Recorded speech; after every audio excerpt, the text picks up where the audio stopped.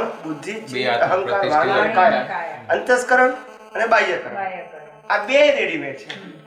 એટલે અંતસ્કરણ એટલા માટે બાહ્યકરણ સાથે જોડાયેલું છે કારણ કે એવું પીઠ લઈને આવ્યું છે, એ મારું બોલવાનું જ છે, એ ગુસ્સો કરવાનું જ છે, એને રાગ થવાનું જ છે. ખ્યાલ આવે?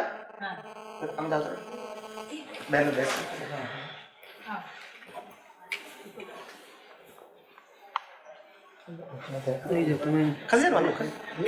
અચ્છા પ્લેન વિડીયો લેવું છે. એટલે આ ભેદ રેખા સમજવી ને બહુ ટફ છે.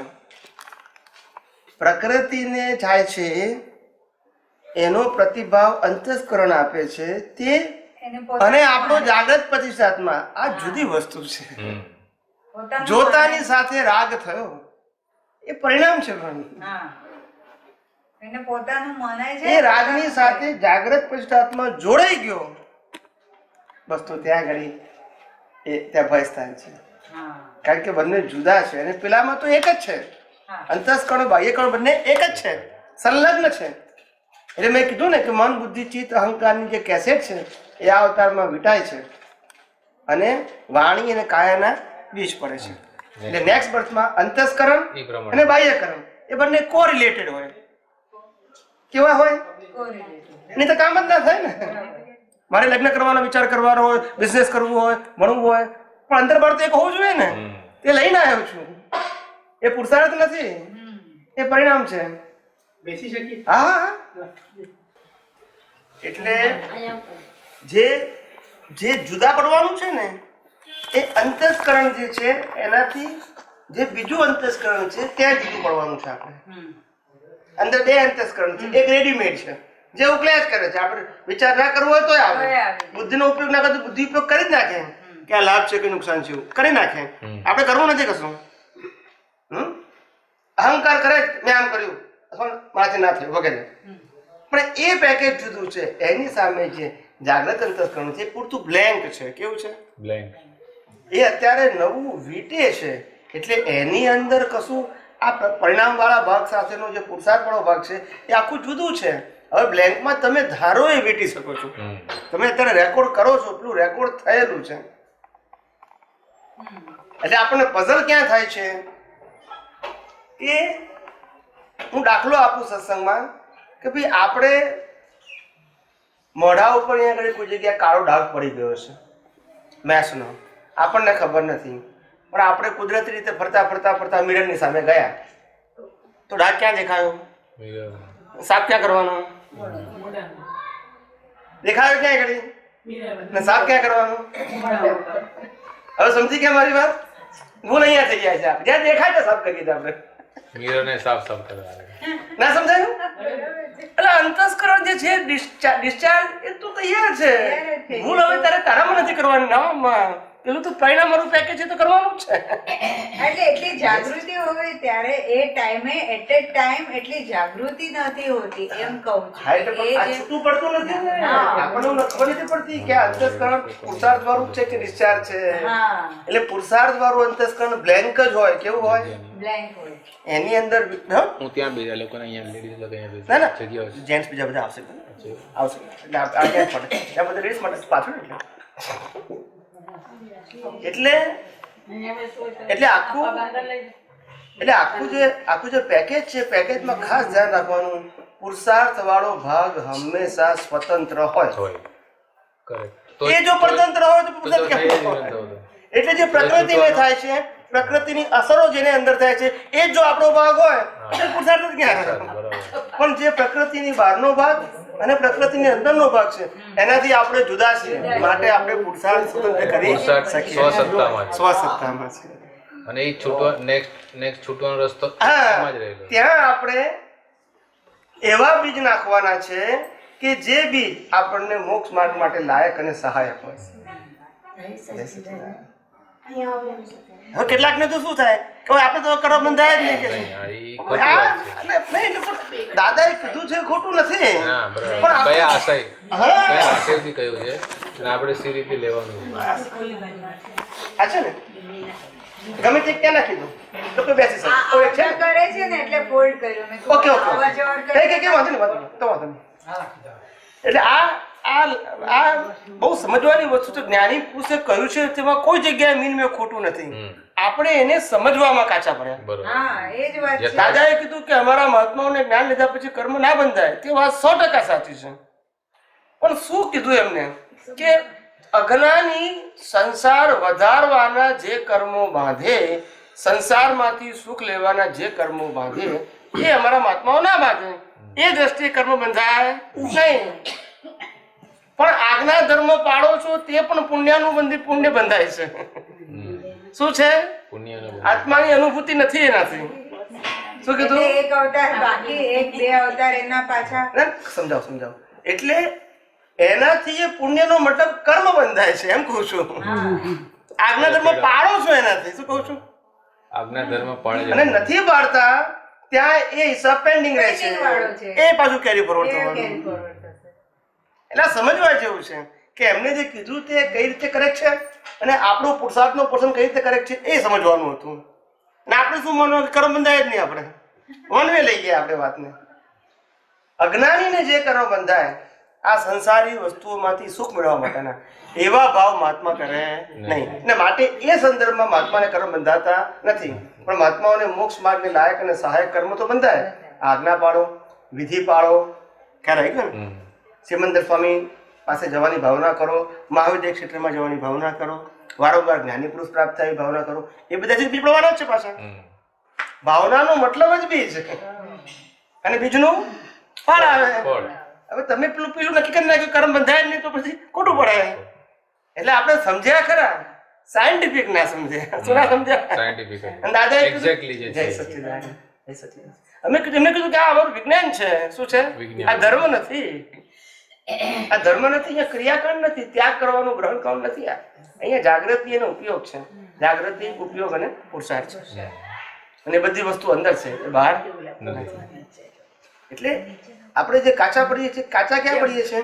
આ બેને છૂટા છે એને છૂટા સમજવામાં કાચા પડીએ છીએ. મિરર જેવું થઈ જાય છે. શું થઈ જાય છે? મિરર હું જ છું એવું મનાઈ જાય. ખ્યાલ આવે છે? મિરરમાં પડેલો ડાઘો એ મિરરમાં નથી, પ્રકૃતિમાં છે, પણ દેખાય છે ત્યાં. એવી રીતે પ્રતિષ્ઠિત આત્મા જે છે એને પ્રકૃતિનો ડાઘો દેખાય છે, ઝળકે છે કે પેલું જળ છે ને આ મિશ્ર ચેતન છે. ને મિશ્ર ચેતનમાં ઝળકે છે એ વખતે એને ભાસે છે કે મને થયું આ. બસ એ રોંગ બિલીફ છે. અંતસ્કરણ અને બાહ્યકરણમાં જે થાય છે એ જાગૃત પ્રતિષ્ઠિત આત્મા થતું નથી, પણ ઝળકે છે. કારણ કે આ મિકેનિકલ ભાગ છે. અને પ્રતિષ્ઠિત આત્મા જાગૃત છે તે મિશ્ર ચેતન છે. શું છે? એટલે મિશ્ર ચેતન હોવાથી ત્યાં પુરુષાર્થ હોય, જળમાં પુરુષાર્થ ના હોય. એટલે ઝળકે તરે એને ભાસે છે કે આ મને થયું. બસ. પછી બીજું, અત્યાર સુધી આપણે બધા શું માનતા હતા કે આત્મા જ્ઞાતા દ્રષ્ટા સ્વભાવનો છે, એ પ્રકૃતિને જોનાર જાણનાર છે. પણ આ ભ્રાંતિ છે. શું કીધું? આત્મામાં પ્રકૃતિને જોવા જાણવાનો સ્વભાવ જ નથી. આત્મા પ્રકૃતિને અને પ્રતિષ્ઠિત આત્માને પ્રકાશે છે. એને શું કામ જોવા જાણે ભાઈ? એને પોતે તો સમર્થ છે, એને જોવા જાણવાની શું જરૂર છે? પ્રકાશે છે. એટલે પ્રકાશ એટલે કેવું? સ્થૂળ દાખલો આપું. જેમ સૂર્યનારાયણ છે એ આખી દુનિયાને પ્રકાશ આપે છે. ચોરને આપે પ્રકાશ ને પોલીસને આપે. બરાબર. પણ એને કઈ લેવા દેવા? એટલે એની કોઈ જવાબદારી નથી. ચોરને પ્રકાશ આપે તોય જવાબદારી, પોલીસને આપે તોય એની જવાબદારી નથી. કારણ કે એનું કામ પ્રકાશ આપવાનું માત્ર છે, નિષ્પક્ષપાત રીતે. કેવું? નિષ્પક્ષપાત. કોઈને આપે ઓછો વધતો એવું છે નહીં. એમ આત્મા પણ પ્રત્યેક અવસ્થાને અને જાગૃત પ્રતિષ્ઠાત્મા બંનેને પ્રકાશે છે. અને એટલા માટે પ્રકાશે છે કારણ કે આ પરિણામ સ્વરૂપ છે. આને એટલા માટે પ્રકાશે છે કારણ કે આ પુરુષાર્થ સ્વરૂપ છે. પ્રતિષ્ઠિત આત્મા એટલે પ્રતિષ્ઠિત આત્મા પ્રકૃતિને જુએ જાણે છે. કોણ જુએ છે? એ પ્રતિષ્ઠિત નક્કી કરે છે કે આ હોવું ઘટે કે નહીં. મૂળ આત્માને તો લેવા દેવા જ નથી ને. એટલે આ ભ્રાંતિ થાય છે બધાને. પ્રતિષ્ઠિત આત્મા પ્રકૃતિને જુએ જાણે, પણ પ્રકાશ કોનો? એટલે મૂળ આત્માના પ્રકાશમાં મૂળ આત્માનો સ્વભાવ જ જોવા જાણવાનો નથી. જો આત્માનો સ્વભાવ જોવા જાણવાનો હોય તો સિદ્ધ ક્ષેત્રમાં જુએ જાણે. તો કેટલાક દાખલા આપતા દાદાએ કીધું છે કે આપણે હાથ ઊંચો કરીએ ને તો એ સિદ્ધ ક્ષેત્રના જીવોને દેખાય. મેં કીધું એ તમે એમનો આશય ના સમજી શક્યા. સિદ્ધ ક્ષેત્રના જીવોને તમારા હાથ જોવાની શું પડી હોય? એ શા માટે તમારો હાથ જોવે? એ એટલે એક એમનું રૂપક આપ્યું એને આપણે સિદ્ધાંત સમજી બેઠા. ટૂંકમાં એ આખા બ્રહ્માંડને પ્રકાશી શકે છે એવું એમને કહેવાનો આશય હતો. એની જગ્યાએ આપણે એ શબ્દના અર્થને ક્યાં લઈ ગયા? એ જોઈ જાણી શકે છે એમાં લઈ ગયા. આત્મામાં જોવા જવાનો ગુણ જ નથી. આ સૂર્યનારાયણ કોઈને જોવે જાણે નહીં, પ્રકાશ છે, પ્રતિષ્ઠિત આત્મા છે. હા બોલો. એના પ્રકાશમાં બધું ઝળકે, એના પ્રકાશની અંદર ઝળકે, એને જોઈ જાણે કોણ? પ્રતિષ્ઠિત આત્મા. કયો? જાગૃત પૈસાત્મા. અને પછી દ્રષ્ટિ પ્રાપ્ત થઈ. હા, એ પછી કરેક્શન કરે છે. શું કરે છે? કે આ બરાબર છે, આ બરાબર નથી, આવું હોવું જોઈએ, આવું ના હોવું જોઈએ. પ્રકૃતિ પક્ષમાં, પરમાત્માના પક્ષમાં એ બધું પુરુષાર્થ એને કરવાનો છે. એનાલિસિસ બધું. કારણ કે એ કેવો છે તો કે સ્વતંત્ર છે, માટે ત્યાં પુરુષાર્થ છે. અને એને પુરુષાર્થની જરૂર એટલા માટે છે કારણ કે અવળા માર્ગે એ જ ગયો છે. આ પ્રતિષ્ઠિત આત્મા છે ને, એ પ્રતિષ્ઠિત આત્મામાં ભાગ છે. એક વિટાવવાનો ભાગ છે અને બીજા ડેવલપમેન્ટનો ભાગ છે. એ ડેવલપમેન્ટ લઈને આવ્યો છે. શું છે? જેના આધારે આ પ્રોસેસ ચાલે છે, વિટાવવાની, અંતસ્કરણની અને બાહ્યકરણની વિટાવવાની પ્રોસેસ ચાલે છે. એ ડેવલપમેન્ટના આધારે એની પાસે દ્રષ્ટિ છે. જેવું ડેવલપમેન્ટ એવી દ્રષ્ટિ અને એવો પુરુષાર્થ. જેવા સંજોગ એવો પુરુષાર્થ નહીં. જેવું ડેવલપમેન્ટ એના આધારે જુએ છે ને એના આધારે મીઠે છે. સમજાય છે? એટલે પ્રતિષ્ઠાત્મામાં બે ભાગ છે. એક આ ડેવલપમેન્ટ વાળો ભાગ અને બીજો નવું સર્જન કરવાનો ભાગ. અંતસ્કરણ બાહ્યકરણ બે નવું સર્જન કરે છે. અને નેક્સ્ટ બર્થમાં એ રેડીમેડ આવે છે. અને આ ડેવલપમેન્ટ પાછું જે હોય લેવલ અપ થયેલું એ પાછું કેરી ફોરવર્ડ થાય. એટલે નથી કહેતા ઘણી વખત નાનો છોકરો હોય ને તો એને ઊંચા પ્રકારનું જ્ઞાન હોય. તો કે આવ્યું ક્યાંથી કે લઈને આવ્યો છે? આ અવતારનો નથી, તૈયાર જ થઈને આવ્યો છે. અમે દાદા ભગવાનને 77માં મળ્યા પહેલા તો દાદા ભગવાને નાના હતા, 17 વર્ષની ઉંમરના. તો દાદાએ કીધું વિધિ કરો, એટલે વિધિ કરી. દાદાને પહેલી વખત મળ્યું એક તો મને ખબર નહીં કે આ જ્ઞાની છે કે દાદા ભગવાન. પણ મારી પ્રકૃતિ એવી કે કોઈ પણ સાધુ સંત સંન્યાસી અમદાવાદમાં આવે તો ન્યૂઝપેપરમાં આવે ને કોલમ, તો મળવા જવું, અથવા તો મને જાણ થાય તો મળવા જવું. મને રસ એમાં જ હતો નાની ઉંમર. બીજા કશા પિક્ચર, નાટક, સિનેમા કશામાં રસ નહીં. સાધુ સંતો સંન્યાસીઓને મળવું અને ધાર્મિક ચોપડી વાંચવી, લાઇબ્રેરીમાંથી બધા લાવીને. બહારનું જીવન તો સાદું, સોનું ચાંદી ઘડિયાળ દાગીના આખી લાઈફ પહેર્યાય નથી ને ત્યાગે કર્યા નથી. શું કીધું? પેલા ભાઈ મને કે તમે કેમ લગ્ન કર્યા નહીં? પણ મેં કોઈ વિચાર જ નથી આવતો ને. ભાઈ નથી પણ એવું નક્કી નથી કર્યું મેં. પણ માલ ના હોય તો વિચાર કેમ ના આવે? જે વસ્તુ અને બીજ ના હોય તો ફળ ક્યાંથી આવે? એમાં મેં પુરુષાર્થ કર્યો છે કે એ પુરુષાર્થ છે જ ને. એટલે પછી દાદા એટલે ભાઈએ કીધું કે દાદા આ તો છે ને કે છે નાની ઉંમરથી 8 વર્ષની ઉંમરથી દીક્ષા લેવાની ભાવના માનો છે. એટલે દાદાએ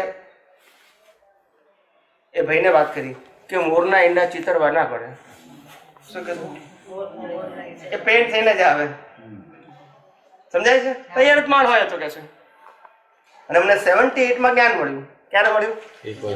હા, 77 નવેમ્બરમાં મળ્યું. નવેમ્બરમાં. અને જૂનમાં અમદાવાદમાં રમેશભાઈ પરીખ હતા આપણા સંપતિ. હા, તમે કદાચ કરીને તો ઓળખે. તે રમેશભાઈ પરીખ આપણા સંપતિ હતા. તે એમના ત્યાં દાદા આવતા હતા અને ત્યાં એમના ત્યાં જૂન મહિનામાં જૂન 78માં જ્ઞાન મળ્યું. અને જ્યારે જ્ઞાન મળ્યું મને પહેલી વખત દાદાએ નામ લખાવડાવ્યું અને બેસી ગયા. પછી દાદા ત્યાંથી મુંબઈ ગયા. હું મારી લાઈફમાં મુંબઈ પહેલો 79માં ગયો. 79 નવેમ્બર કે ડિસેમ્બર પહેલી વખત. અને દાદા 78માં આ જ્ઞાન બધી જૂનમાં પતી પછી 78માં નવેમ્બરમાં કે ઓક્ટોબરમાં મુંબઈ ગયા હતા ખેસ્યભાઈના ત્યાં. અને તે વખતે દાદાએ ખેસ્યભાઈને કીધું, જે ખેસ્યભાઈ મને 94માં કીધું કે મારા કે દાદા ભગવાન આવ્યા હતા તમારો રેફરન્સ. તે વખતે હું 18 વર્ષની ઉંમરનો. કેટલો? ને દાદા ભગવાને રેફરન્સ મને આપ્યો હતો કે આપણા સંઘની અંદર આચાર્ય કક્ષાનો છોકરો આવે એ આપણા સંઘનું સદભાગ્ય કહેવાય ને. શું કીધું? દાદા ભગવાન કહે છે. કોણ કહે છે? ખેસીભાઈને સકળ સંસતીને. અને બીજું વાક્ય બોલ્યા કે અમે જે જ્ઞાન આપીએ છીએ એ જ્ઞાન તો ગળથુથીમાં લાવ્યો છે, અનુભવ બાકી છે. આ દાદા ભગવાનના વાક્યો 78 માં હતા. ક્યારે? 78 માં હતા. અને એ વાત મને અહીંયા મિત્રો જાઉં જગ્યા તમે જો આવી જવા સમાતો એટલે 78 માં મને તે વખતે દાદાએ કીધેલું કેશવીભાઈએ 94 માં જ્યારે હું પહેલી વખત અમેરિકા ગયો અને જ્યારે પાછા આવીને એમના ઘેર રહ્યો ત્યારે રાત્રે મને આ વાત કરી કે દાદાએ તમારા માટે એ વખતે આ વાત કરી હતી. પણ તે વખતે તો અમે છોકરા જેવા ને 18 વર્ષની ઉંમરના એટલે કેવા હોય, એવું તો કોઈ વિશેષતા તો આપણી હોય નહીં. અને પ્રકૃતિ એકદમ સરળ શાંત, એટલે કે આમ બહાર કશું દેખાય નહીં કે અંદર શું ડેવલપમેન્ટ છે કે એવું કશું, શાંત પ્રકૃતિ એકદમ. એટલે તે વખતે દાદાએ આ 78 માં કીધેલું. અમને જયારે કીધું ત્યારે ખાલી આટલું કે મોરના ઈંડા ચિતરવા ના પડે, આટલું વાક્ય જ વાક્ય બોલેલા. અને 78 માં આવું કીધું. પછી તું છેલ્લા 4 અવતારથી આચાર્ય છે એવું તો કેટલી વખત કીધું એમને. શું કીધું? કેટલી વખત? 1-2 વખત નહીં, જાહેરમાં જ પાછું. જ્યાં મોટો પ્રસંગ હોય ને ત્યાં દાદા બોલાવે પેલો કમલેશ શાહ ક્યાં છે, પછી દાદા પછી ઊભો કરે મને, પછી બધાને વચ્ચે કે આ છેલ્લા 4 અવતારથી કે આચાર્ય છે કે છે. આ બધું તો મને પછી ખબર પડી, આ બધી મને વાતો પછી ખબર પડી. બીજાએ કીધું અમેરિકા ગયો ત્યારે મને અમેરિકાના મહાત્માએ કીધું કે તમારા માટે દાદાએ કેટલું કહી ગયા છે નામ સાથે. શું કીધું? નામ સાથે. હું તો ગયો જ નતો દાદા હાથે.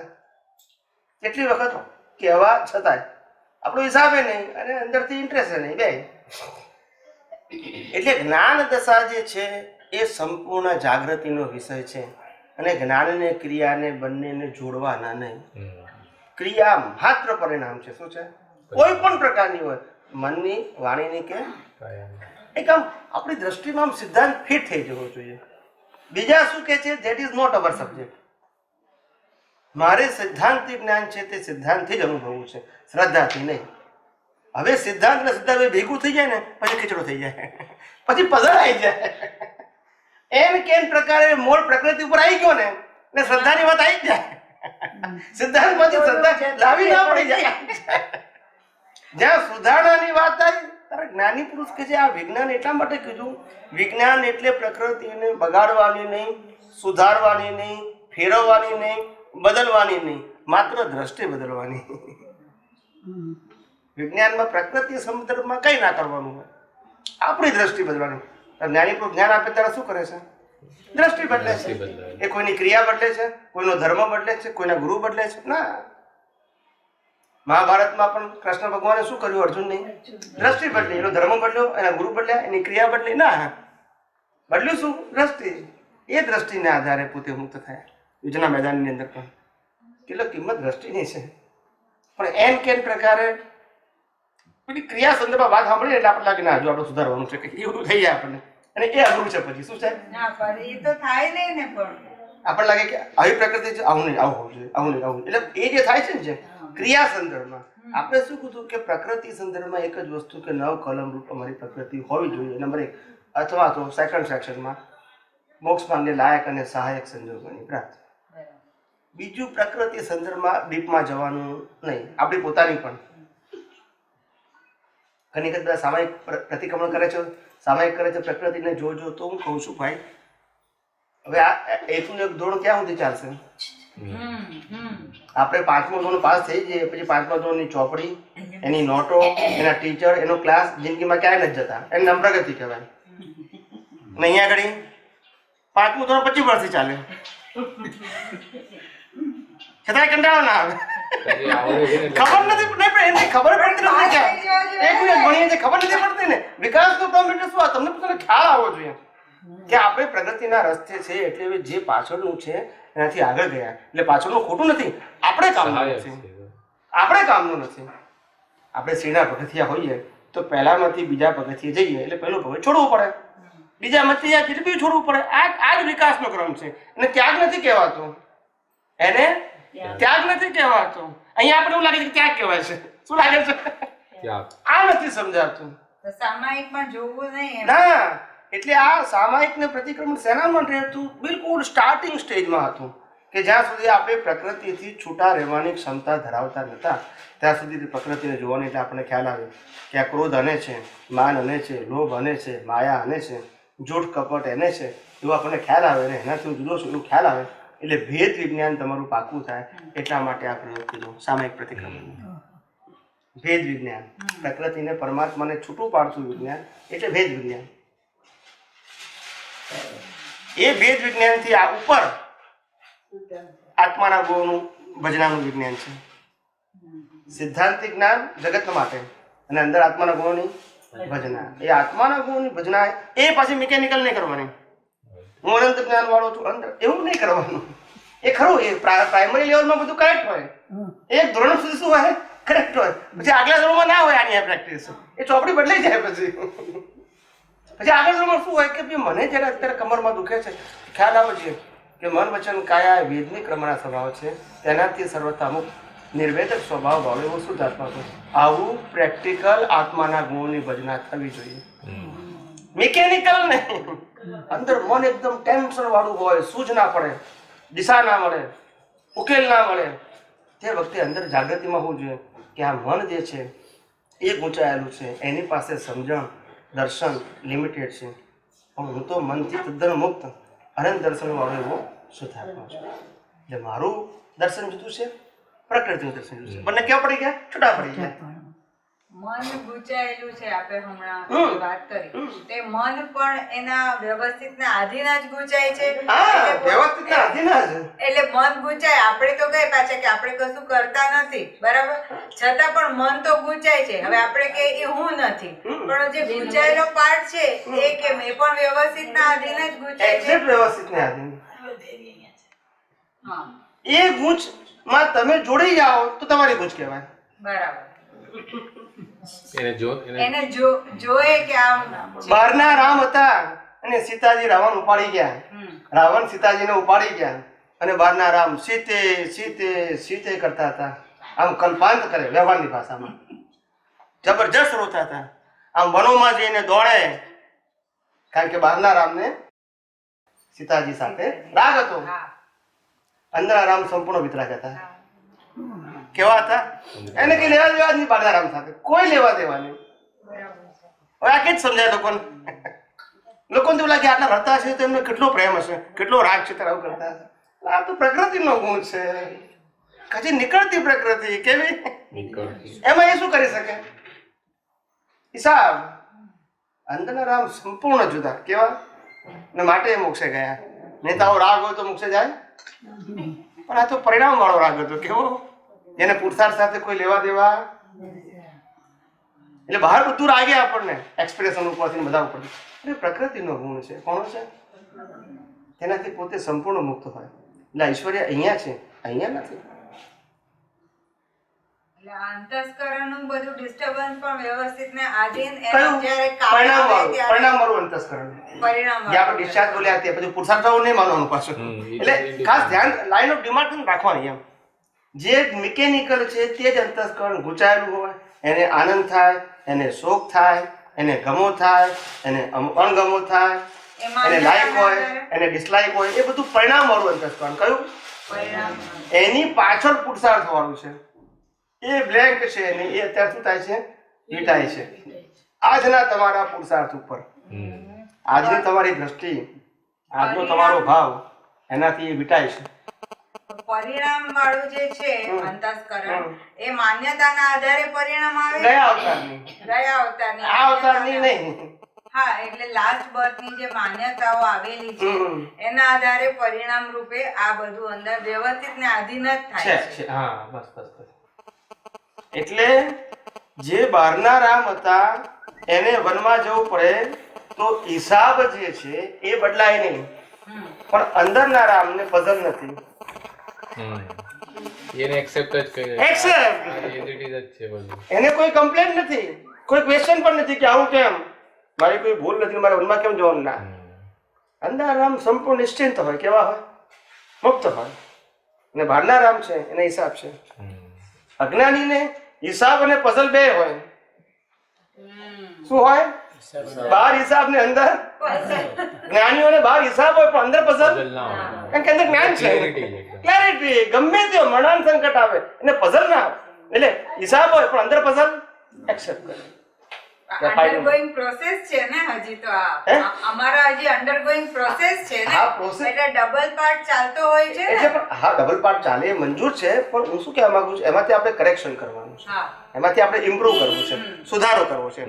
જે ભૂલ છે એ તો છે, પણ એમાંથી આપણે શું કરવું છે? ઇમ્પ્રૂવ કરવું છે, સુધારો કરવો છે. એમાંથી ભૂલ જે છે એ આપણી જાગૃતિની જે એક લિમિટ છે એના કારણે થઈ જાય છે.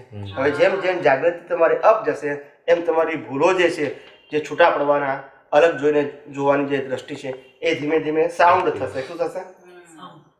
એ સાઉન્ડના આધારે તમે આખો જેને કહેવાય ને કે જેટલા હાઈ લેવલ જશો એમાં એ તમને એક્સપિરિયન્સ થશે, છૂટાપણાનો અનુભવ. જાગૃતિ કેવી રીતે?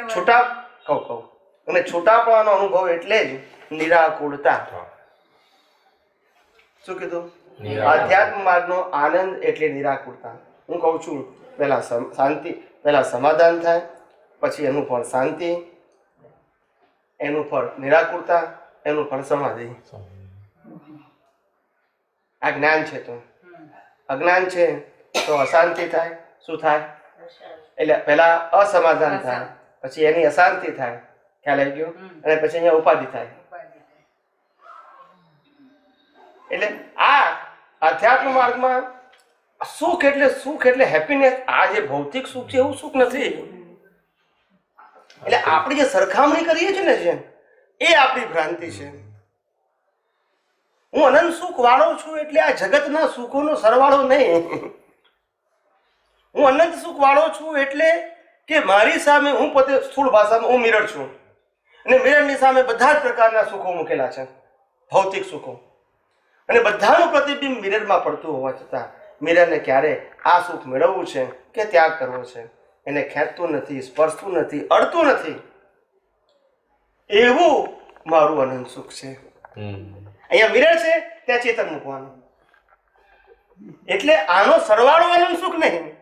એટલે શું કીધું કે અનંત શબ્દ ક્વોન્ટિટી વાચક નથી, ક્વોલિટી વાચક છે. અને આપણે ક્વોન્ટિટીમાં લઈ ગયા એટલે પસંદ થઈ ગયું. જે ક્વોલિટી વાચક હતું ને એ ક્વોન્ટિટીમાં લઈ ગયા, એટલે સરખામણી કરી છે કે આ સુખ છે એની જગ્યાએ આમાં તો સુખ દેખાતું નથી, પણ એ સુખ આવું છે જ નહીં. આ તો ઇલ્યુઝન છે. શું છે? માનેલું. એટલે તમને માનેલું છે માટે તમને સુખ લાગે, બીજા ના માન્યું તો એમાં સુખ ના લાગે. એકને પીઝા આપો તો કે બહુ મજા આવી મને ખાવામાં, અને બીજાને પીઝા ખાવો પડે તો કે યાર શું થાય, વ્યવહારમાં ત્યાં ગયા એટલે ખાવો પડ્યો, બાકી મને તો પછતોય નથી કે છે. હવે ખાવ તો બંને ખાય તો ખરા, પણ બંનેની બિલીફ અલગ, એટલે એક્સપિરિયન્સ પણ અલગ. પણ આ જે રિલેટિવ સુખ દુઃખનો અનુભવ છે એ આપણી માન્યતાને આધારે છે, ને સ્વાભાવિક સુખનો અનુભવ માન્યતાને આધારે નથી, એ પોતાનું રિયલાઇઝેશન છે, પણ એક્ઝેક્ટ વિઝનના આધારે. ત્યાં નિરાકુરતા છે, નિર્લેપતા છે, નિર્વિકલ્પ દશા છે. શું છે? એક ભાઈએ કીધું કે આત્મા નિર્વિકલ્પ એટલે કેવો? શું કીધું? મેં કીધું મિરરની સામે સુખ ને દુઃખ બે સંજોગો મૂકો, એને કશી અસર ના થાય, નિર્વિકલ્પ. અસર જ ના થાય એને. અહીંયા મિરર છે પણ ત્યાં ચેતન છે ખાલી. શું છે? એમાં ઝળકે તો છે જ સંજોગો, પણ ચેતન હોવાથી એ સંજોગો એને સ્પર્શતા નથી. ગમતા સંજોગોમાં રાગ નથી, ના ગમતા સંજોગોમાં દ્વેષ નથી, કારણ કે પોતે પોતાના સ્વાભાવિક સુખમાં છે. એટલે પ્રતિષ્ઠિત આત્મા જ્યાં સુધી પ્રકૃતિના પક્ષમાં છે ત્યાં સુધી સંસારનો અનુભવ છે. એ જ પ્રતિષ્ઠિત આત્મા પ્રકૃતિના સાથે પરમાત્મા જોડાયો છે તો એનો અનુભવ છે. મીડિયા વાળો છે ત્યાં પુરુષાર્થ છે, પરમાત્મામાં નથી અને પ્રકૃતિમાં નથી. પ્રતિષ્ઠિત આત્મામાં પુરુષાર્થ છે, ને એનો પુરુષાર્થ જે છે એ એની જાગૃતિને આધારે છે. એટલે પુરુષાર્થમાં જાગૃતિ વધારવી તે જ છે, ને જાગૃતિ વધારવાનો એક જ માર્ગ છે. પહેલું સૈદ્ધાંતિક જ્ઞાન સાંભળવું, એને શ્રુત જ્ઞાન કહેવાય. શું કહેવાય? એ જ્ઞાન સાંભળ્યા પછી ઘેર જઈને શાંતિથી વાગોળવું, એને મતિ જ્ઞાન કહેવાય. કયું કહેવાય? મતિ. એટલે તમારી સમજણમાં ફિટ થયું પછી એ જ્ઞાનનો યોગ્ય સમયે અવસ્થામાં ઉપયોગ કરો, એને પુરુષાર્થ કહેવાય. એને ઉપયોગ કર્યા પછી જે પ્રાપ્ત થાય એને એક્સપિરિયન્સ કહેવાય. આવી પ્રક્રિયા છે. સમજાય છે? એ અનુભવ જેમ જેમ બિલ્ટઅપ થાય એને કેવળ દર્શન કહ્યું. શું કીધું? કેવળ જ્ઞાન નહીં પણ કેવળ દર્શન. એ કેવળ જ્ઞાન જ્યારે ટોપ લેવલનું થાય, આ દુનિયાના તમામ રહસ્યો બધા કે જેનાથી આ મનોચન કાયા ચાલી રહ્યા છે, એ તમામ રહસ્યો સૈદ્ધાંતિક તમને દ્રષ્ટિમાં ફિટ થઈ ગયા. એટલે કેવળ દર્શન ફિટ થઈ ગયું તમને આખું, ત્યારે કેવળ જ્ઞાનના બીજ પડે. એટલે લાસ્ટ બર્થમાં કેવળ જ્ઞાન રેડીમેડ હોય. કેવું હોય? કેવળ દર્શન સુધી જ પુરુષાર્થ છે, કેવળ જ્ઞાનમાં પુરુષાર્થ છે જ નહીં. લાસ્ટ બર્થમાં બધાના લાઈફ રેડીમેડ હોય. કેવા હોય? બધાના. કેવળી તીર્થંકર બધાના પુરુષાર્થ જ ના હોય. પ્રતિષ્ઠિત આત્મા જ ના હોય. પ્રતિષ્ઠિત આત્મા જ ના હોય ને પછી પુરુષાર્થ ના હોય ને ચાર્જ કેવી રીતે હોય? પુરુષાર્થ જ ના હોય તો પછી ચાર્જ કેવી રીતે હોય? પુરુષાર્થ કરનારું જે મીડિયા છે જ નીકળી ગયું, કઈ જરૂર જ નથી. માતાના ગર્ભમાંથી સ્પષ્ટ વેદન, આત્મા ને પ્રકૃતિ બે જુદા, બંને ધારા જુદી, પેલી પરિણામ વાળી જુદી, પેલી સ્વતંત્ર ધારા. એટલે પુરુષાર્થ કરવાનો જ નહીં પેલા ને, આનાથી જુદો છું એવું પુરુષાર્થ જ નહીં. છૂટા જ થઈ ગયા પછી પેલો વચ્ચેનો છે જ નહીં ને.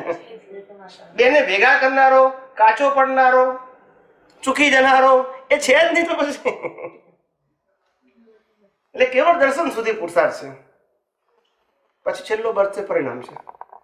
એટલે એમાં કશું ના હોય. લગ્નની ચોરીમાં કેવળ જ્ઞાન થાય, નટનો નાદ ના થાય કે કેવળ જ્ઞાન થાય, રાજનો ચક્રવર્તી પણ ભોગવો થાય કેવળ જ્ઞાન થાય, ને જંગલમાં કેવળ જ્ઞાન થાય. પણ એ બધું પરિણામ છે, એને સંજોગો સાથે લેવા દેવા નથી. કેવળ જ્ઞાન થાય એના પછી દીક્ષા લઈ લે કે એ પછી એમ, કેમ કે આયુષ્ય કર્મ તો બાકી હોય ને હજી, તો એ કેવળ જ્ઞાન પછી જે લાઈફ જે સ્પેન હોય એ કેવી રીતે? દીક્ષા લઈ લે કે એમ કરીને લાઈફ સ્પેન પૂરો કરે?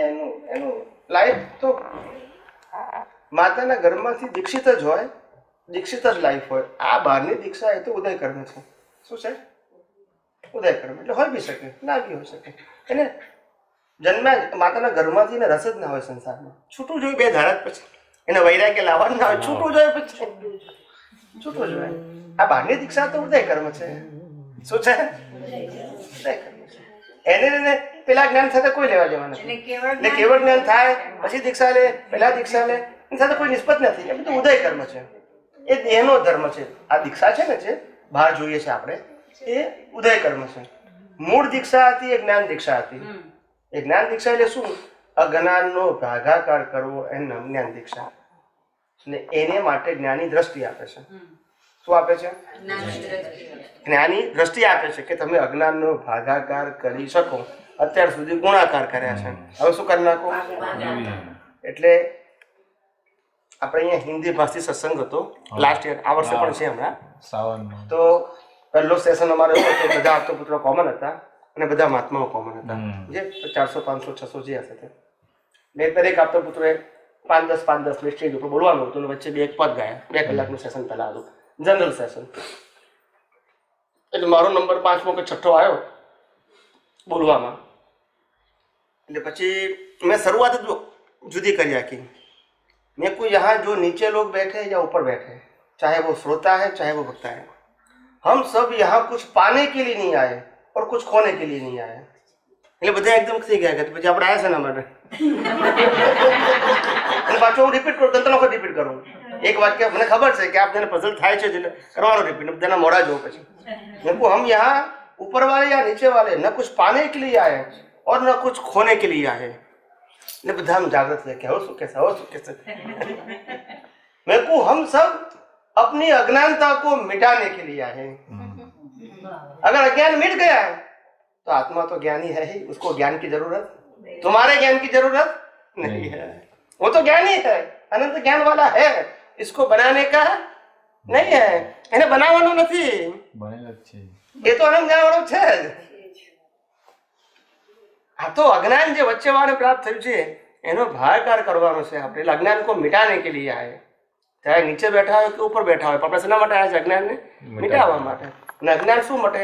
અજ્ઞાનનો ભાગાકાર કરવો, એનું નામ જ્ઞાનનો પુરુષાર્થ. અને શાસ્ત્રીય પરિભાષામાં કેવું હોય તો મિથ્યા જ્ઞાન અને મિથ્યા દર્શનનો ભાગાકાર કરવો, અનાદિકાળથી પ્રાપ્ત કરેલા મિથ્યા જ્ઞાન અને મિથ્યા દર્શનનો ભાગાકાર કરવો, એનું નામ જ્ઞાનનો પુરુષાર્થ. એ અજ્ઞાનમાં ખલાસ થઈ ગયું, તો જ્ઞાન તો છે જ, એને લાવવાનું કે બનાવવાનું કે ઊભું કરવાનું સમજાય છે. એટલે આખો એંગલ જ જુદો. હવે પેલું આપણે કઈ મેળવવાનું છે, કઈ પ્રાપ્ત કરવાનું છે, પામવાનું છે, એ સત્ય છે, પણ રિલેટિવ સત્ય છે, અસત્ય નથી. એ રિલેટિવ સત્ય છે. અહીંયા આમાં કઈ પામવાનું નથી, કઈ ગુમાવવાનું નથી, કશું પામવાનું નથી. આપણે તો અજ્ઞાનથી મુક્ત થવાનું છે. શું છે?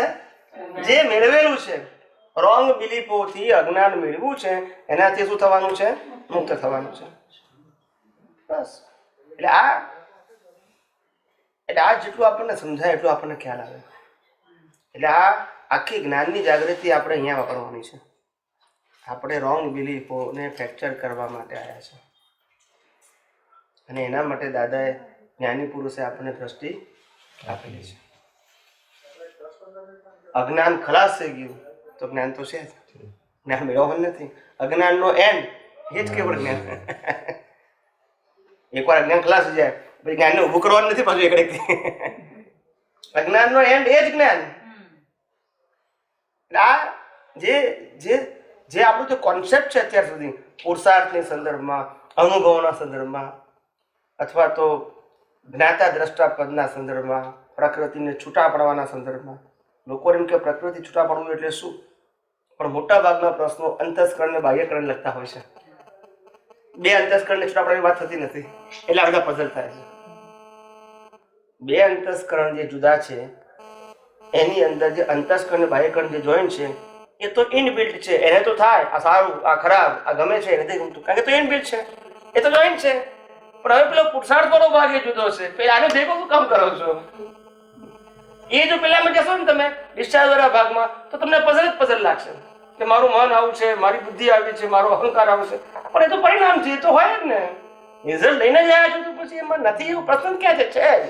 હવે એનાથી હું જુદો છું તે પુરુષાર્થ છે, મારામાં નથી તે પુરુષાર્થ છે. આ તો મિરર વાળો મારો સ્વભાવ હોવાથી એ મારામાં ઝળકે છે, મને થતું નથી, મારામાં ઝળકે છે. એટલે જે બુદ્ધિના જે પોતે અત્યારે જે મૂળ આત્માના હાજરીમાં જે પ્રકાશમાં જે અંતસ્કરણને જુએ છે, ડિસ્ચાર્જ અંતસ્કરણને અથવા બાહ્યકરણને, એનું પ્રતિબિંબ પોતાનામાં પ્રતિષ્ઠાત્મા પડે છે અને એને એવું ભાસે છે કે મને થયું. બસ આ ભ્રાંતિ છે. સમજાય છે બધાને? એ પૂછવું હોય તો પૂછો. તો અંદર જે ઉઠે છે એને આપણે ન હોય મારું હું શુદ્ધાત્મા છું એમ કરતા કરતા છૂટું પાડવાનું. જુદા છે. એનો સ્વભાવ જુદો, આપણો સ્વભાવ જુદો. એનો સ્વભાવ પરિણામ વાળો છે, આપણો સ્વભાવ પુરુષાર્થ વાળો છે. બંને જુદા છે. કેવા છે? જ્યાં પુરુષાર્થ વાળો ભાગ હોય ત્યાં પરિણામ ના હોય, અને જ્યાં પરિણામ વાળો ભાગ હોય ત્યાં પુરુષાર્થ. બે એક જ ભાગમાં હોઈ શકે? બંનેના ભાગ અલગ છે. કેવા છે? એ અલગ છે, એને અલગ જોવા એનું નામ પુરુષાર્થ પેલો. અને પછી એને શું મોડ આપવો એ બીજો પુરુષાર્થ. કે ભી મારે મોક્ષ માર્ગને લાયક અને સહાયક સંજોગો એ બીજો મોડ. પેલા છૂટા રહેવું પેલો પુરુષાર્થ. એટલે અમે પરમ વિનયની વ્યાખ્યા આપી છે કે પ્રકૃતિ અને પરમાત્માને ભેગા એકાકાર ના થવા દેવા, એનું નામ પરમ વિનય. એકાકાર ના થવા દેવા એનું નામ પરમ વિનય. પરમ વિનય એ ક્રિયા થોડી છે કે વિનય ને ક્રિયા કહેવાય. પરમ વિનય એટલે દ્રષ્ટિ, એવી જ્ઞાન દ્રષ્ટિ કે બે છૂટા જ રહે. એટલે કેવળ જ્ઞાની નો પરમ વિનય હોય. કેવો હોય? પરમ વિનયમાં રહેવાનું ના હોય, પરમ વિનય હોય. બે ભેગા જ ના થાય. ભલે બાર પ્રકૃતિ યુદ્ધ કરતી હોય પણ તો એ બંદર કેવા હોય? જુદા. જુદા કરવાના ના હોય, જુદા હોય. એ પરમ વિનય. અને એ પરમ વિનય એથી મોક્ષ. શું કીધું? પછી નવું સર્જન થાય. એવી રીતે લઘુત્તમ સ્વભાવ કઈ છે પણ એમ જ આવે. લઘુત્તમ સ્વભાવ વ્યવહારમાં હોય. વ્યવહારમાં વ્યવહારમાં લઘુત્તમ સ્વભાવ એટલા માટે હોય કે કોઈ પણ ફાઇલ સાથે આપણે જ્યારે વ્યવહાર કરતા હોઈએ તો આપણી અંદર હું કંઈક છું, હું કંઈક જાણું છું, હું કંઈક સમજું છું, આવો જે અહંકાર ન ઘૂસી જાય માટે, આવી બિલીફ ના ઘૂસી જાય માટે વ્યવહારમાં લઘુત્તમ દ્રષ્ટિ. લઘુત્તમ એ નાના થવાનું નથી, દ્રષ્ટિથી લઘુત્તમ રહેવાનું છે. કોઈ આપણને ગમે એટલી પ્રશંસા કરે તો પણ આપણે ફૂલાઈ ના જોઈએ, અને કોઈ ગમે એટલી ટીકા કરે, શું કીધું, તો પણ આપણે ઉપકારી માનવું. શું માનવું? કે આપણો હિસાબ પૂરો કરવામાં સહાય થઈ આપણને. સમજાય છે ને? એટલે આટલું લઘુત્તમ દ્રષ્ટિ, આ વ્યવહારમાં લઘુત્તમ દ્રષ્ટિ હશે તો નિશ્ચયમાં ગુરુત્તમ દ્રષ્ટિ રહેશે, અને જો વ્યવહારમાં ગુરુત્તમ થશે દ્રષ્ટિ હશે તો નિશ્ચયમાં લઘુત્તમ થઈ જશે. આ દ્રષ્ટિની વાત છે. આ ક્રિયા નથી કરવાની. શું નથી કરવાની? ક્રિયા નથી કરવાની. પણ સમજણ જ્યારે બેસે છે, બિલીફ જ્યારે પાકી થાય છે તો વર્તનમાં આવી જ જાય છે ને? ના, વર્તનમાં આવે કે ના આવે જોવાનું જ નથી. એ તો રામે યુદ્ધ કર્યું જ રાવણ સાથે, છતાંય મોક્ષે ગયા. અર્જુને યુદ્ધ કર્યું છતાંય મોક્ષે ગયા. 3 તીર્થંકરો યુદ્ધ કર્યું જ. એટલે ખાલી સમજણમાં જ ફિટ કરવાનું છે. તારે આ હું એ જ કહું છું કે બંનેના પરિણામ જુદા છે. આખા પ્રકૃતિ પર આ ભ્રાંતિ ઉત્પન્ન થાય છે. આવી રીતે જ ભ્રાંતિ ઉત્પન્ન થાય છે. આ જો લોકો અનુભવ લખે છે ને, પણ એવું અનુભવ થાય છે ને દરેકને. તમે કેમ આમ થતા નથી? તમે આજે આપણે સાજા થાવ છો કે નથી થતા? એ ડોક્ટરની આરતી ઉતારવાની ને આપણે ક્યાં દેવાની? બેમાંથી એક તો ઉતારવી પડે ને આપણે, કે હાજર થયા આપણે એને કર્યા ને આપણને. કરનાર તો છે જ નહીં ને ભોગવનાર બી નથી. કશું નહીં. એ અહંકાર ગયા અવતારમાં કરતા હતો, એ જ અહંકાર આ અવતારમાં ભોગવનારો છે. ડિસ્ચાર્જ અંતઃકરણમાં અહંકાર આવી ગયો ને, મન બુદ્ધિ ચિત્ત અહંકાર. એટલે હમણાં જે કઈ સમજણમાં બેસશે એ હમણાં આવે જ નહીં. આવે જ સિદ્ધાંતિ ના આવે. હિસાબે નો આવે. સિદ્ધાંતિ ના આવે, શ્રદ્ધાથી આવે. શું કીધું? શ્રદ્ધાનો મતલબ શું? જેમાં મારું ધાર્યું થયું તો કે રિઝલ્ટ આવ્યું, ના થયું તો દાખલો આપું છું. માનો કે દાદાજી આપણા માથા ઉપર 5 વખત હાથ મૂક્યો, દાખલો આપું છું.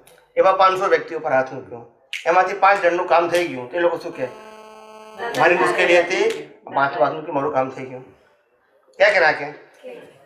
પણ જેમ નથી થયું એને ત્યાં વ્યવસ્થિત એટલે બધું ગોળ ગોળ થઈ ગયું. સિદ્ધાંત એનું કામ થયું ને એ એમ કે વ્યવસ્થા એનું કામ ના થયું એટલે સિદ્ધાંતમાં આને એક્સપિરિયન્સ નથી કહેવાશે. આ અનુભવ સિદ્ધાંત હોવો જોઈએ. શું પછી એટલે આપણે સિદ્ધાંત મૂક્યો કે મન વચન કાયાથી જે કંઈ પણ થાય છે કોઈ પણ ના નિમિત્તે, અમે આજે કેટલી બધી વ્યક્તિઓ અમારા નિમિત્તે એને સારું થયું હશે, એક બે નહીં અનેક વ્યક્તિઓને અમે ચોખ્ખું જ કહીએ છીએ કે અમારું યશનામ કર્મ છે, પુણ્ય તો તમારું જ છે. શું છે? તમારા પુણ્ય વગર તમને કોઈ સારી વસ્તુ પ્રાપ્ત ન થાય, પણ યશનામ અમારું છે. એટલે તમે અમારી પાસે આવ્યા, તમે કીધું સાહેબ મારે મુશ્કેલી દૂર કરી આપજો ને, વિધિ કરો ને, એટલે આપણે હાથ મૂક્યું, એનું કામ થઈ ગયું. તો કર્યું નથી આપણે. શું છે? એના હિસાબની અંદર આટલો સંજોગ ખૂટતો હતો કે જેનું યશ કારણ કે મને મળવાનું એટલે યશનામ કર્મ છે. શું છે? એમ જે લોકો ડેવલપ થયેલા હોય ને એનું યશનામ કર્મ મોટું હોય, અને એમના દેહ વિલય પછી પણ હોય. યશનામ કર્મ મોટું હોય, દેહ વિલય પછી એ હોય જેના નામથી કામ થાય. તો એટલે યશનામ કર્મ જ થાય છે. કોઈ સ્વતંત્ર કરનારો હોય જ નહીં. કોઈ ના કરી શકે. મનુષ્યની વાત ક્યાં કરો છો? દેવો ના કરી શકે ને. એવું સૈદ્ધાંતિક જગત છે, આ શ્રદ્ધાનું જગત નથી. વ્યવસ્થિત જ્યારે કાળ દ્રવ્ય ભાવ ક્ષેત્ર બધું પાકે ત્યારે જ ભેગું થાય. ઇન્દ્ર મહારાજા પણ સમર્થ ખરા, પણ એમની સ્વતંત્ર શક્તિથી મને હેલ્પ પણ ના કરી શકે, નુકસાન ના કરી શકે. એવું ન્યાય વાળું જગત છે. આ કુદરતના કાનૂનથી ચાલે છે. એ કઈ શું કહેવાય, આ દેવી દેવતાઓ કે એના કંટ્રોલથી ચાલતું. આમ કરશો તો આમ થઈ જશે એ ભ્રાંતિ. એ લૌકિક માન્યતા, બધી લૌકિક માન્યતા. હા, જયારે સૈદ્ધાંતિક જગત સમજો ત્યારે ખ્યાલ આવે. બુદ્ધિને એમાં ગૂંચવાડામાં એ જે બુદ્ધિ કેમ ગુંચાય છે? આવા ડ્યુઆલિટી વાળી વાત સાંભળીએ, ડ્યુઆલિટી વાળી ખ્યાલ આવી ગયો એટલે આપણે આ બરાબર ગુંચાય છે. સિદ્ધાંતમાં ડ્યુઆલિટી ના હોય, ક્લિયર હોય, કેવું હોય, ગોળ ગોળ ના હોય. એટલે જે પણ વસ્તુ આપણા જીવનમાં જન્મથી મોત સુધી થાય છે, મન, વાણી અને કાયાના લેવલે, એ બધી જ પ્રી ડિસાઇડેડ છે. કેવી છે? પછી એ રામ હોય, કૃષ્ણ હોય કે મહાવીર હોય, બધાની વાત છે. ત્યાં પુરુષાર્થનો અંશ નથી. શું નથી? માનીએ જુદી વસ્તુ છે, એ આપણી માન્યતા છે, પણ હકીકતમાં સૈદ્ધાંતિક રીતે પુરુષાર્થ નથી. માન્યતામાં દ્રષ્ટિમાં હોઈ શકે, વ્યવહાર દ્રષ્ટિ. તો આપણે કહે છે કે સંજોગ ફરી જાય છે વ્યવસ્થિત, એટલે આપણે કે આજ્ઞામાં રહેવાથી સંજોગ ફરે છે એવું માનીએ છે ખાલી. એટલે માનવાનું જોઈએ ને તારે. એક માણસ દારૂ પીવે છે તે સંજોગને છોડે છે તે સંજોગ. આ સંજોગ થયો ત્યારે એમ થયું કે આમના નિમિત્તે થઈ ગયું, પણ જયારે ખરાબ થયું ત્યારે નિમિત્ત નતું. તો બે નિમિત્ત થયો પછી પુરુષાર્થ ક્યાં આવ્યો? પછી સ્વતંત્રતા ક્યાં આવી? એક વ્યક્તિ ખરાબ ટેવ પડી તો કે આ સંજોગને કારણે પડી, ને એ વ્યક્તિ સુધર્યો તો કે આ સંજોગને કારણે. એમાં મને પુરુષાર્થ ક્યાં આવ્યો? કેવળ પુણ્યના આધારે. નિમિત્તને આધારે થયું ને. ખરાબ થયો તે પણ નિમિત્ત. એમાં શું સમજણ છે એના લીધે એનું ડેવલપમેન્ટ. હા, હવે એમાં સિદ્ધાંત શું કહે છે કે આ બંને સંજોગ, આ દારૂ પીવાનો સંજોગ આવ્યો તે પરિણામ અને છોડવાનો સંજોગ આવ્યો તે પરિણામ, નિમિત્ત અલગ અલગ હોઈ શકે. સમજાય છે? હવે અંદર પુરુષાર્થમાં શું કે ભગવાન મારે મોક્ષે જવું હોવાથી મારે આવા સંજોગો ન હોવા ઘટે. હું દારૂ પીવા ના પીવાના પાછું નથી, મારે મોક્ષે જવું હોવાથી મારે આની જરૂરિયાત નથી. એટલે ઈ સહી થતી રહે. એટલે સિગ્નેચર ના થઈ આપણે, રાગદ્વેષ ના થયા આપણે, રાગ પણ ના થયો ને દ્વેષ પણ ના થયો. કોઈ કે કરોડ રૂપિયા તારે જોઈશ તો અને આપણે રાગદ્વેષ જે થાય છે ઈ કેવળ આપણું ગયા પરિણામ, જન્મનું જે છે પરિણામ ઈ જ છે. એમાં તમે એમાં આપણે જોયા કરીએ એટલે ઈ એ પરિણામ એનું પડતું જાય, આગળતું જાય છે. આજ્ઞામાં રહેવા. એમાં ભળી જઈએ, પ્રતિષ્ઠિત આત્મા જાગૃતિમાં ભળી જાય ને તો એને અસર થાય, તો પછી એ ફેરવા પ્રયત્ન કરે. આ મને થયું એવું લાગ્યું કે શું કરે? ફેરવા પ્રયત્ન કરે. તારે જ્ઞાની કે છૂટો જ છું તું ભાઈ, છૂટા રહેવાનું નથી, છૂટો છું તેવું તારે ત્યાં અનુભવવાનું છે. શું છે? ને પાછું એનો ભોગવટો હોય જ ને. હોય તો ભેગા થઈ તો પછી હોય ને ભોગવટો. આપણે કહીએ કે નથી કર્મ બંધાતું તો બી હોય છે. કર્મ બંધાતું નથી એટલે આપણે હમણાં હતું કે તમે નતા કર્મ નથી બંધાતોનો મતલબ શું કીધું કે આપણે અજ્ઞાનીને જે સંસારમાંથી સુખ મેળવવા માટેના ભાવવાળા કર્મો આપણા મહાત્માઓ ના બંધાય. કેમ? કારણ કે એને ખબર પડી છે કે સુખ મારામાં છે, આ બહારના સંજોગોમાં નથી. એટલે અજ્ઞાનીને કર્મ બંધાયા ન બંધાતા હોવાથી આપણને કર્મ બંધાતા નથી. પણ આપણને કેવા કર્મ બંધાય? તો કે મોક્ષ માર્ગને લાયક અને સહાયક સંજોગો ના બીજ પડે. એટલે આ નવ કલમ બોલીએ, એ સિમંદર સ્વામીને પ્રાર્થના કરીએ કે આપણે મહાવિદ્ય ક્ષેત્ર માટે એક જ્ઞાની ભેગા થાય એ પ્રાર્થના કરીએ. કોઈ પણ વ્યક્તિની કોઈ પણ પ્રકારની પ્રાર્થના કરીએ છીએ, એ પ્રાર્થના અથવા ભાવના એના બધાના બીજ પડે અને બીજનું શું આવશે? ભાવ. એ જ બીજ છે. શું છે? એટલે કહેવાય છે ને જેવો ભાવ તેવો ભાવ. જેવી ક્રિયા એવો ભાવ નથી કીધું, પણ જેવો ભાવ તેવો અને જેવી મતિ એવી મતિ. એ ઇન્ટેન્શન કહેવાય. કોઈ પણ ક્રિયા પાછળ તમારો આશય શું છે એના આધારે તમને રિઝલ્ટ મળે. માત્ર ક્રિયા નહીં, પણ ક્રિયા પાછળ તમારો જે આશય હતો. પણ આશય તો ગયા ભાવનું હોય ને પાછું. હા, એ ગયા ભાવના આશયની સાથે આપણે સંગીત કરીએ તો આ ભાવનો થઈ જાય. તમે સહી કરો એટલે જીવતું થઈ જાય. એટલે પાછું ત્યાં આપણે ખાલી ત્યાં તો દ્રષ્ટા જ રહેવાનું છે. જ્યાં સિગ્નેચર કરી ત્યાં તમે જવાબદાર છો જ. આજે તમે સહી કરતા હો તો પછી કુદરત જવાબદાર ગણે ને. આ મેં કર્યું, મને થયું, તમે જવાબદાર છો. પછી કેટલું બધું હજી બાકી છે ને. જાગૃતિ કરવાનું ક્યાં છે? એ ટૂંકમાં તો એમ જ થઈ ગયું ને. આપણે શું કરવાનું આવ્યું? એમને કરવાનું કશું આવ્યું? કઈ છોડી દેવાનું આવ્યું કશું? આપણે કરવાનું બી નથી, છોડવાનું બી નથી, નિરંતર કરવાનું છે. એટલે જાગૃતિ જાગૃતિની વાત છે.